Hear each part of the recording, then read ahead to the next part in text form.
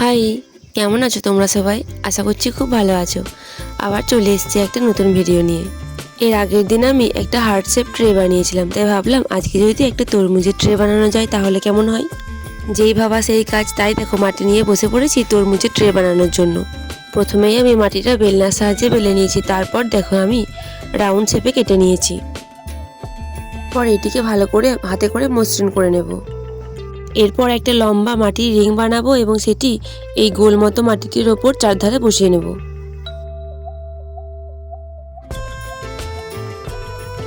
আর যা গরম পড়েছে তাতে তো আমাদের এই গরমে তরমুজ খেতে খুবই ভালো লাগে, বলো?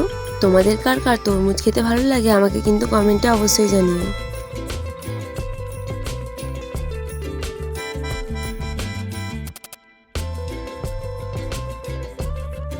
এরপর দেখো এই টুলসটির সাহায্যে সামনের দিকটা এবং বাইরের দিকটা ভালোভাবে অ্যাটাচ করে নেব।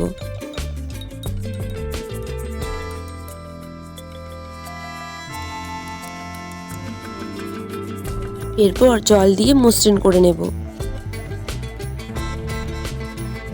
আচ্ছা, তোমাদের কি আগের দিনের হার্ট শেপের ট্রেটি পছন্দ হয়নি? তোমরা যে আমাকে কমেন্টে কিছু জানালে না। তোমরা আমাকে কমেন্টে না জানালে আমি বুঝবো কি করে তোমাদের কোনটা পছন্দ বা কোনটা পছন্দ নয়। আর দেখো আমার ট্রেটা কিন্তু রেডি হয়ে গেছে। এরপর এটিকে শুকাবো এবং শুকানোর পর এটিতে কালার করব। আর কালার করার জন্য তোমরা তো জানোই প্রথমে আমি প্রাইমার ইউজ করি। তাই দেখো পুরোটি আমি ভালোভাবে প্রাইমার করে নিয়েছি।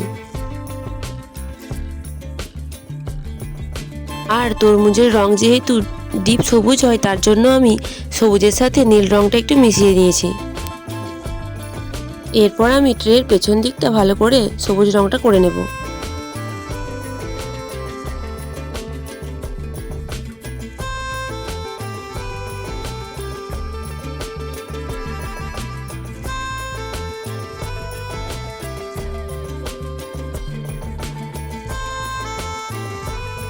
এরপর আমি ভেতর দিকটা লাল কালারটা করে নেব। আর দেখো এই কালারটা করতে করতে আমার ভিডিওটা না অফ হয়ে গিয়েছিল।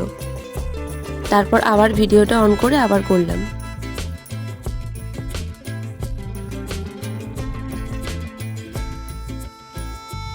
এরপর মধ্যেখানে কালো কালার দিয়ে ছোট ছোট বীজ করে নিয়েছি।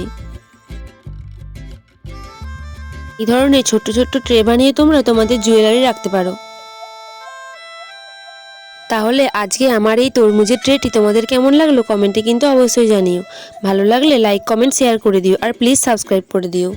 এরপর কি ভিডিও বানাবো সেটিও কিন্তু কমেন্টে জানাতে পারো। আজ তবে আসি, আবার দেখা হবে পরের ভিডিওতে। টাটা।